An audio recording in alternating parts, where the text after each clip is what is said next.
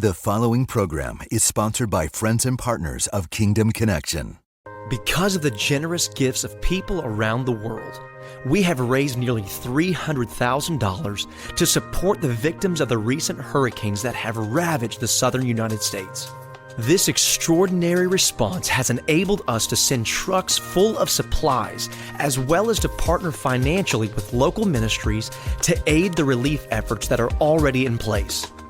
Your generosity has lifted the financial burden of churches that have been on the ground from the beginning, rescuing, bringing relief, and helping to restore the lives of these hurricane victims. We've witnessed firsthand the power of the body of Christ coming together to make a difference in the lives of these innocent victims. Thank you for your generous support of this ministry as we continue to be the hands and feet of Jesus. For more updates and to join us in sending relief to hurricane victims, visit us at jentezenfranklin.tv. When you give to rescue and bring relief and restoration to hurricane victims, you can be confident that your gift will be sown directly into the lives of hurting people. With your gift of any amount this month, you may request Jentezen Franklin's powerful audio teaching, Make Room for a Miracle. And with your generous gift of $45 or more, you may request the Finding Your Way in the Storm set, featuring 2 encouraging messages and a study guide that will help you as you walk through the storms of life. Visit us online at jentezenfranklin.tv.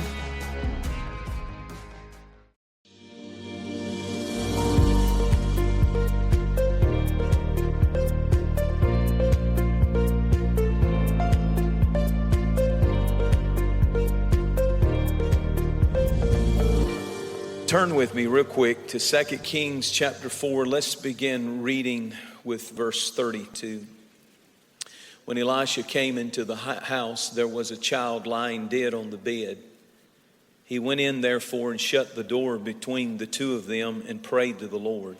He went up and lay on the child. This is so strange. Put his mouth on his mouth, his eyes on his eyes. Notice the detail of the scripture. His hands on the dead child's hands. He stretched himself out on the child. And the child, the flesh of the child became warm.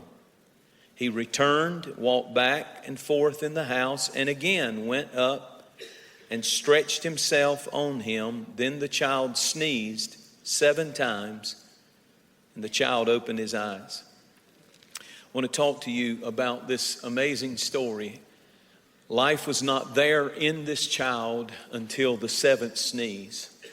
Life did not come until the child sneezed, not 1 time, not 3 times, not 5 times, but 7 times. You know this story if you've ever read the Bible much. Let me remind you of what I didn't have time to read. This child was working in the field with his father, reaping the harvest. He was working for the father in the field, reaping the harvest.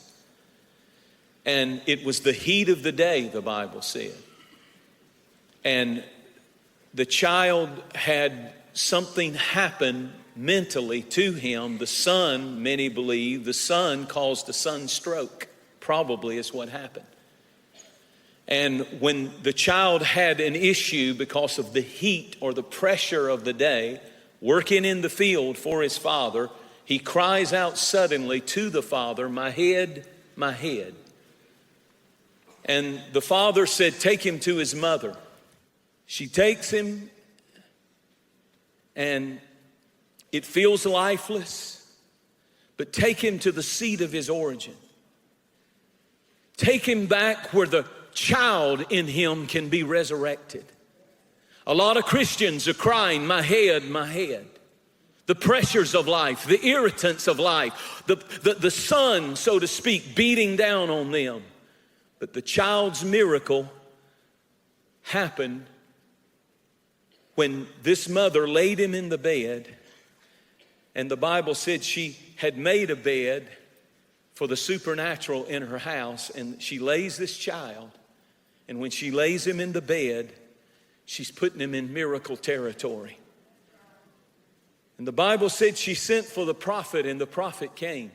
And the first thing that the prophet does is, the Bible said, this prophet, symbolic of the Holy Spirit, laid on top of him and said, "Are you ready for a miracle, dead boy?" Then it begins when you start stretching for it. And when he started stretching him, the next thing the Bible said he did is he put his hands on the boy's hands. And he put his mouth on the boy's mouth. And he put his eyes, it's very specific, on the boy's eyes. A resurrection of the hands represents a resurrection of the work. A resurrection of the eyes represents a resurrection of the vision. A resurrection of the mouth represents a resurrection of the word. And he lays his hands on the boy's hands, his mouth on the boy's mouth, his eyes on the boy's eyes, and he's saying, I'm going to resurrect the work.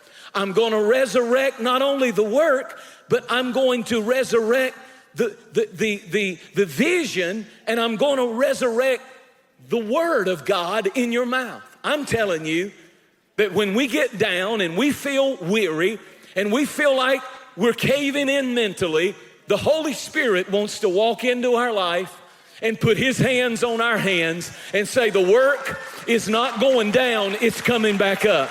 And the word that I gave you is not going to fall to the ground. I'm going to make it come alive again. There's power in the word. And that vision that seems closed off and shut off and dead, I'm going to open those eyes again, and I'm going to revive and resurrect the vision that I gave you when I called you. Somebody praise him for the resurrection of the word, the work, and the vision. Hallelujah. Get back. The whole key to it is the woman said, I got to get that boy back to the original power. The original power of the Holy Spirit, who can resurrect the work. He can resurrect the vision. He can resurrect not only the work and the vision, but the word. The scripture said that when he laid on him, the King James says he waxed warm. I like that. He's dead. He's not resurrected yet, but the first time he laid on him, he waxed warm. The word wax means slowly. Slowly warming up. It didn't happen all at once. He laid down, and the prophet felt the boy warming up. He wasn't alive yet, but things were getting warmer. You may not have your whole miracle yet, but you got to learn to rejoice when things get warmer. You may not see everything you're believing for and have it all, but I tell you, it's getting hot in here. And you have to learn to go with God when you don't see the fullness of the miracle, but at least it's getting warmer. I can feel a warming trend. Things are getting better. Come on, talk like that. Things are getting better. It's getting better. It's getting better. It's getting better. Doesn't that sound crazy? Feed your faith, not your fears. Get a good image of victory and stick with it. Hallelujah. It's warming up. It's getting better. The marriage is getting better. The children are getting better. The finances are getting better. Talk the word of God. Let him resurrect your words. Let him resurrect your vision. Let him resurrect your work. It's getting better. Somebody shout, it's getting better. You're glad. The Bible said when he did that, the boy started sneezing 7 times. If you look up sneeze in the dictionary, it says an involuntary catching of breath and expelling it violently. Usually because something irritating is caught in the nasal passage. Chew. And what you're saying is, get out. You're hindering my breath. You're hindering my life. Chew. Get out.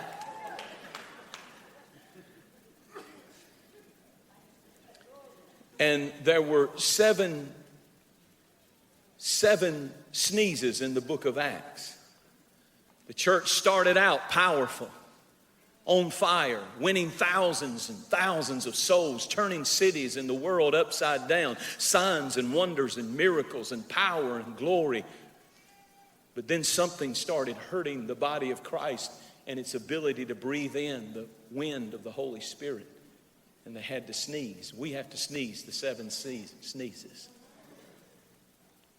The first sneeze is found in Acts when they had to sneeze out getting it done without the supernatural. We have become a bunch of professionals in the church. We think that if we're smart enough and we're programmed enough and we're pretty enough and we're cute enough and our lights are good enough and our musicians are cool enough and our buildings are big enough and pretty enough and prestigious enough that we can get the job done, but we can't get the job done without the supernatural power of the Holy Spirit. Now notice this. The second sneeze is found in Acts chapter 4 when they said, don't you preach in that name anymore. I think it boils down to this, that you have to decide if you're going to be totally accepted in this day and time. Because if you're a true born-again believer who's doing everything you can to obey that book and live right, you don't fit in with this world. And you will not be totally accepted by people in the world. They will talk about you. They will make fun of you. They will persecute you. Then we see another sneeze, the sneeze of greed, the kingdom of thingdom, money, material possessions. Get so blessed you can't even tithe anymore because you're making so much money and you're afraid you give God too much. The one who give God a portion of your tithe lest he be displeased with you and give you a tithe in proportion of your giving. And vice versa. Give and it shall be given unto you. I've never seen the righteous forsaken or his seed begging for bread. I'm not afraid of famine. I'm not afraid of earthquake. All you people listening down in Florida, God has never failed you. Don't you worry. I know it's hard. I'm not making light of what you're going through, but I'm just telling you, man is not your source. The company is not your source.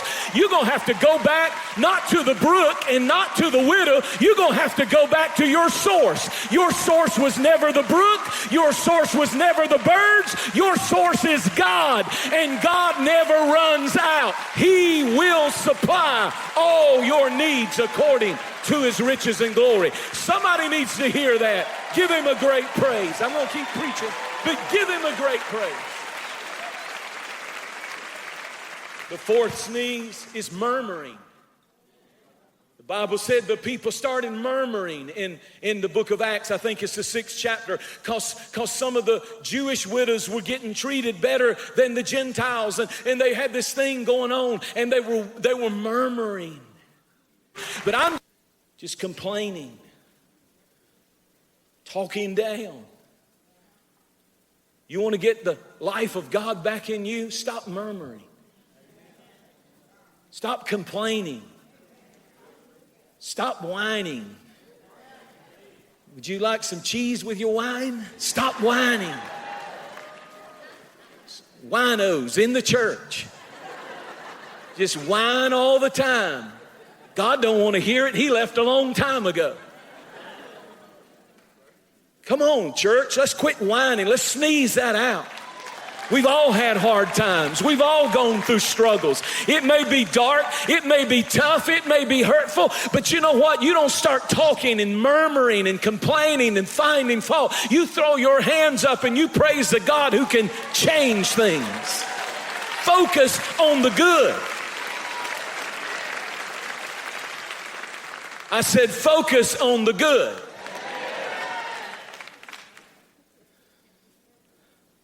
Paul said, I think myself happy. Isn't that a great verse? I think myself happy.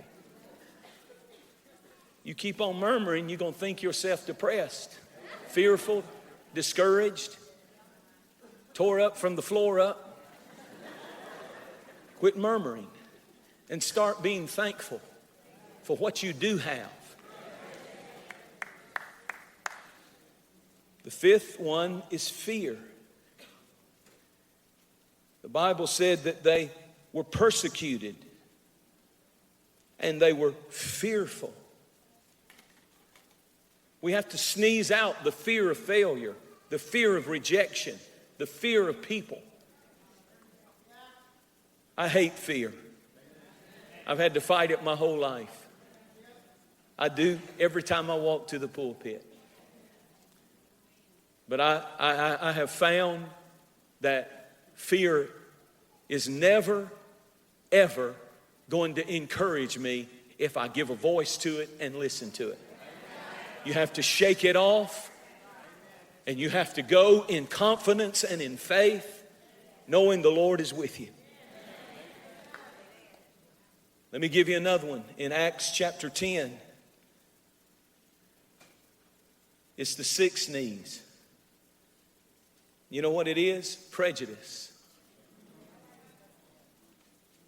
Cornelius is praying, and he's a Gentile, and Peter says, I can't associate with certain people who are not of my nationality.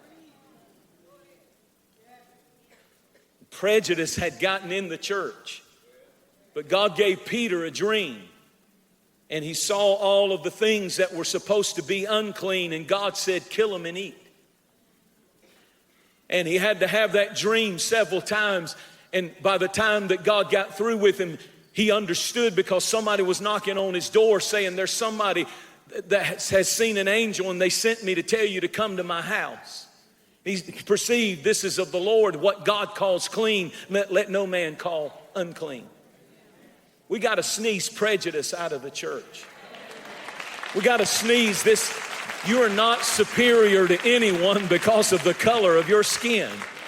You are not inferior to anyone because of the color of your skin. You've heard me. I've told you before.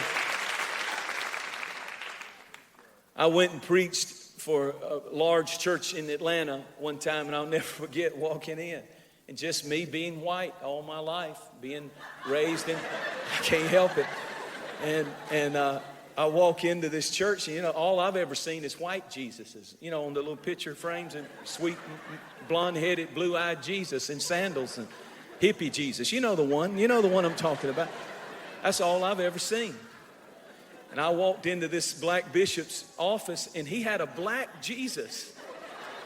Big old, the biggest picture of Jesus I've ever seen, almost as big as that screen. And it was a black Jesus with jerry curls. And it threw me for a loop. I tried not to, but freaked me out a little bit.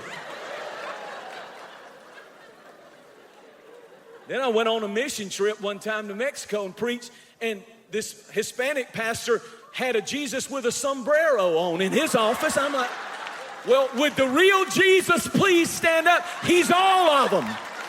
He's all of them. He's all of them. He died for all of us. And prejudice has no place in the body of Christ, in the church, in the kingdom, and in our nation.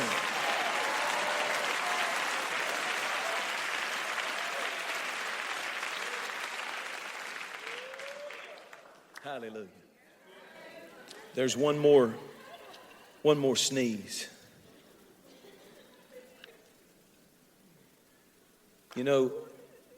It's called doubt. The Bible said that when Peter left the house, he left doubting nothing in the vision. When he sneezed that doubt out, when we sneeze doubt out, Paul said in Corinthians, I will come to vision. I don't hope so, I don't wonder. He said, I shall come to vision. There comes a place, if you walk with God and He's given you a vision, it goes through death. You don't have a vision if your vision hasn't died. It goes through death. It goes through burial. And that's where most people give up, walk away, and say, I miss God. But if you've really got a vision, something in you holds on. Because it doesn't just go through death and burial, but it will come to resurrection. And when it comes up and you finally are standing in that place, you're not enthralled and you're not impressed with that place like you would have been had God given it to you on a platter.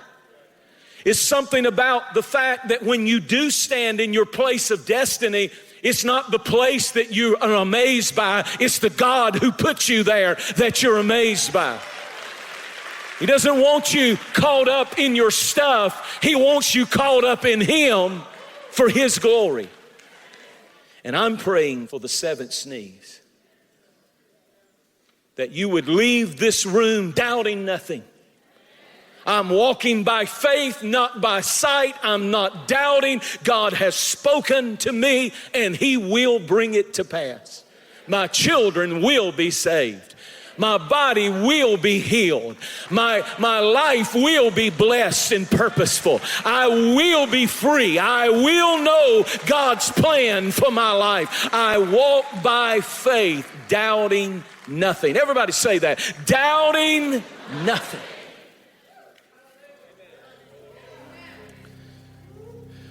The Holy Spirit right now is laying His hands on your hands to resurrect the work. You can't do it on your own. It's not by might nor by power, it's by my Spirit. So I lay my hand on you. And He's laying His mouth on your mouth. That original prophecy, there's a prophecy over your life, and you can't die until it's fulfilled. It's time to go back to it. Go back to the original source of power, the Holy Spirit. Let Him put His mouth on your mouth, His hand on your hand, His eyes on your eyes, so that you'll have the vision again for what God's called you to do. You'll have clarity. You'll understand now. I see it. I see it. Raise your hands toward heaven. Say, Lord, here's my hands, here's my mouth, here's my eyes. Come on, lay here, stretch me. I've been comfortable. I've been a little comfortable in my Christianity, so stretch me again. Take me where I've never been. Stretch me, Holy Spirit. Take me into your power, into your will. Show me, touch my eyes and let me see. Touch my hands and let me do the work. Touch my mouth and let me speak the word. Oh God, I give you my will. I give you my plans. I give you everything. I surrender them to you. Come, Holy Spirit, and resurrect the child in me. I want to go back to that original innocence, that when I first got born again, how much I wanted to please you, how careful I was in what I looked at and what I talked and what I said. I want to go back like that child when I first got born again, how I loved your word and loved to worship. I don't want to be tired and old. I want to be fresh and young spiritually. So come, Holy Spirit. Thank you so much for watching this program. We never take for granted this opportunity to come into so many homes all around the world. In many different languages we translate this program and to have the ability to tell people that there's power in the cross and the blood of Jesus Christ. As a matter of fact, I believe you're watching this program today because God wanted you to hear the message that I just preached. And I want to give you an opportunity to receive Christ as your Savior today. He loves you. Do you hear what I'm telling you? He cares. He has not given up on you. Don't give up on yourself. Pray this prayer with me. Say, Lord Jesus, I give you my heart today. I confess I'm a sinner. I need your salvation. Thank you that you love me. Thank you that you're for me. Calvary is proof that you love me and that you're for me. And I receive your forgiveness today. Say those words in Jesus' name. Amen and amen. You know, the Bible said if you confess with your mouth and believe in your heart, you shall be saved. So I believe a miracle has happened today. Now it's important you tell somebody. We're overcomers by the word of our testimony and the blood of the Lamb. So pick up the phone, dial the number that's on the screen, and tell somebody that you've just prayed that prayer. We would love to rejoice with you. Thank you for watching this program. Thank you for hearing this message. We can't wait to hear from you. If this program has been a blessing to your life, I remind you that it's only here by the faithful support, financial backing of our friends and viewers just like you. If God speaks to you, please help us. Help us go into all the world and preach the gospel. Thank you so much. We'll see you next time. When you give to rescue and bring relief and restoration to hurricane victims, you can be confident that your gift will be sown directly into the lives of hurting people. With your gift of any amount this month, you may request Jentezen Franklin's powerful audio teaching, Make Room for a Miracle. And with your generous gift of $45 or more, you may request the Finding Your Way in the Storm set, featuring 2 encouraging messages and a study guide that will help you as you walk through the storms of life. Visit us online at jentezenfranklin.tv.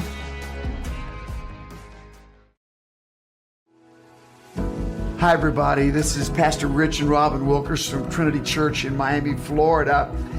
And I just want to thank all of our Kingdom Connection partners through Pastor Jentezen Franklin for your kindness and help to our incredible disaster this past Sunday in Hurricane Irma. Our original church was really devastated. I mean, the steeple was ripped off, Rob. It was just... Oh, that's right. I mean, that church building has stood for 60 years on the same corner. And that tornado ripped that steeple off. It crashed through the building. And that's the place where we came 19 years ago. But, you know, in the midst of all that, we just kept things going. We've been feeding people all week, been getting people water. You know, here today at our church, we had the chief of police hand out water all day long. NBC Studios was here.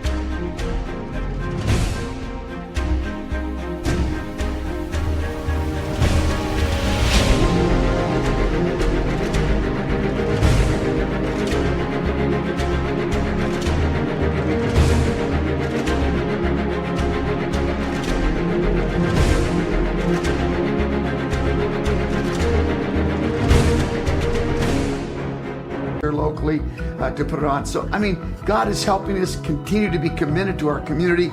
Without you, we can't do it. Thank you so much, Kingdom Connection partners. You're the best. Here at Free Chapel, our mission is simple: to inspire people to live for Jesus. With incredible worship and messages by Senior Pastor Jentezen Franklin, you will leave encouraged to thrive throughout the week. We offer great opportunities for you and your entire family to grow, connect with others, and serve the community. We would love for you to take advantage of all Free Chapel has to offer. For kids from newborn to 12, there's Kid Pack. It's one of the top children's programs around. For middle and high school students, Wednesday night is the best night of the week with Free Chapel Youth. In addition to our weekly events, we have conferences with some of the top musicians.